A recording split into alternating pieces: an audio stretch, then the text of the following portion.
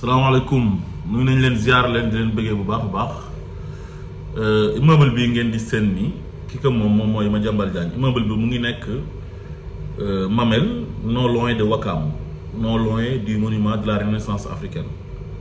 nekk monument boo xam ne dañ ko fi def pour touristes yi mu am lu muy symboliser lu bëri ci Sénégal nga xam ne képp kuy ñëw Sénégal dina am lu koy màndargaal muy monument de la Renaissance africaine te ki ko fi defoon di le président Abdoulaye Wade. Donc Madiambal Diagne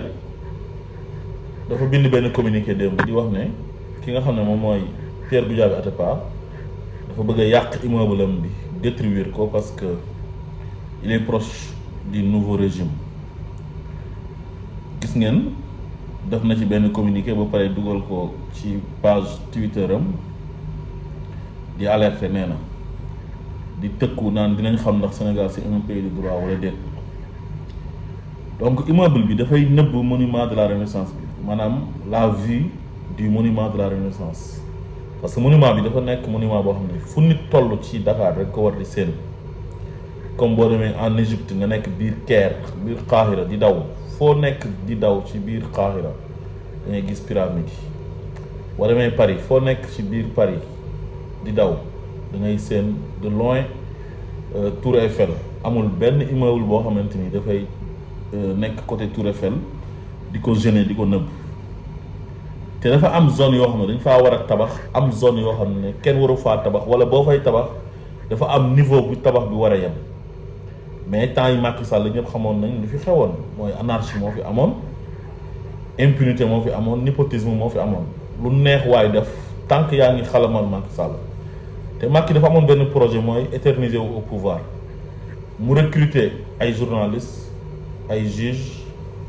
ay communicateurs traditionnels ay sëriñ les personnes les plus influentes du Sénégal daal secteur bu ne ba ci ay mbër ay woykat dem na fa recruter ay nit pour ñooñu di ko defal sale boulot moo xam police di gendarmerie yëpp daal entité yëpp pour ñooñu lépp lu ñu def mu protéger leen. Madiambal Diagne dafa bokkoon ci les mercenaires de la plume de Macky Sall nekkul dafa bëgg Macky Sall mais c'est pour ses propres intérêts parce que bi Macky toogee bees daf ko daan attaqué di ko saaga ba Macky Sall oo ko moom ay yeneen moromam comme ay ñoom Yoro Dia ak ñoom Mamadou Thiam Magu Urey Thiam bi nekkoon RTS yaayu Vigie maanaam Mamadou Thiam ni jaay Vigie le jeune chanteur là la nouvelle coqueluche c'est de la musique sénégalaise ak Yakham Mbaye nga xam ne moom moo théorisé dynastie Faye Sall ñooñu ñëpp c'est des maîtres chanteurs quoi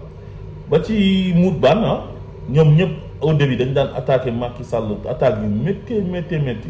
Tunkara il n'est pas journaliste mais c'est un homme de médias da doon def émission 2S moom tamit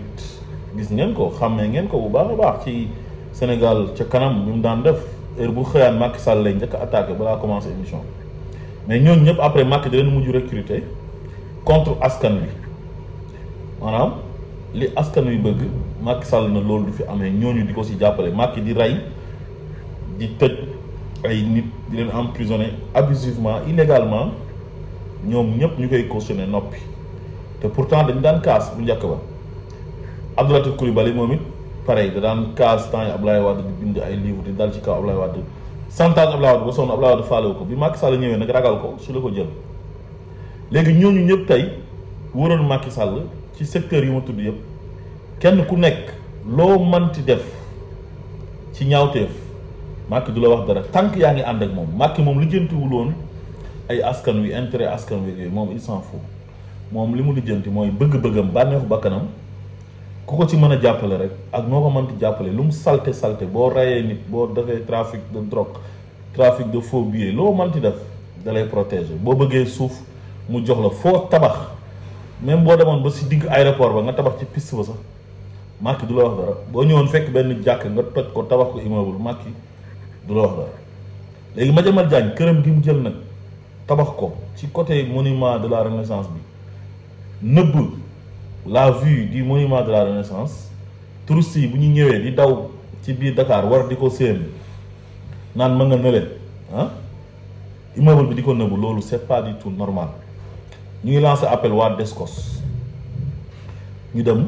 xool ndax immeuble bi jaadu na wala jaaduwul. Descos nag xam nañ ne temps yi Macky Sall ñu ngi fi woon waaye tamit xam nañ temps yi Macky Sall lu fi xewoon mooy benn njiitu réew bu am doole bu puissant boo xam ne lu ko neex mooy am lu ko neexul du fi am. Descos bu ñu bëggoon a def seen liggéey ci temps yi Macky Sall pour daaneel immeuble bu Madiambal Diagne bi sax duñ ko def parce que kilifa gi moom lépp loo xamante ni def nga ko te àndul ci dalay dàq toroxal la. ku dem ba mën a dissoudre Sénat ci parce que dafa joxe injonction ne waa ministère de l'intérieur nañu jox Ousmane Sonko fiche de parrainage am parce que amuñ droit di ko xañ fiche de parrainage am mu tas Sénat ba te ki fa nekkoon waayam la woon retraité bu yàgg mu bàyyi ko fa kooku il est capable de tout. donc kon waa Descos xalaatuñu woon sax amuñu woon fit boobu noonu wala boog mu nekk nit koo xam ne moom ay affaire poste ak yooyu moom lijjantiwu ko day def liggéeyam après bu ñu ko dàqee mu xam ne liggéeyam la daf ñu dàq ko. mais malheureusement Sénégal nit ñu mel noonu bëriwuñ fi rawatina ci temps yi Macky Sall waaw ñu ci bëri seen intérêt personnel moo leen taxaw na jóg ni ñu yàggee ci seen poste ba am daraja am ay honneur di am xaalis avantage privilège loolu lañ gënoon a jiital que bëgg-bëgg sénégalais yi quoi. léegi nag waa Descos comme nguur gi changé na xaw ma ndax changé nañ ci ko jiite woon wala déet parce que changement yi ak nomination yi dafa bëri loo mën a jàpp yëpp nañu dem ñu càmbar xool immeuble ba xam fu mu nekk jaar na ci yoon wala jaarul ci yoon. lépp lu ñu def nag nañ ko def ci yoon bañ ko def ci forfaiture comme ni ko Macky Sall daan defee ak acharnement. su fekkee immeuble Madiambal Diagne boobu teguwul ci yoon fam ko tabax waru kaa tabax su laajee daaneel nañ ko daaneel su laajee mu wàññi niveau immeuble bi mu wàññi niveau bi ba nga xamante ni monument de la renaissance bi dina mën a am vue. Dakar depuis temps yi Ablaye Wade la yàqu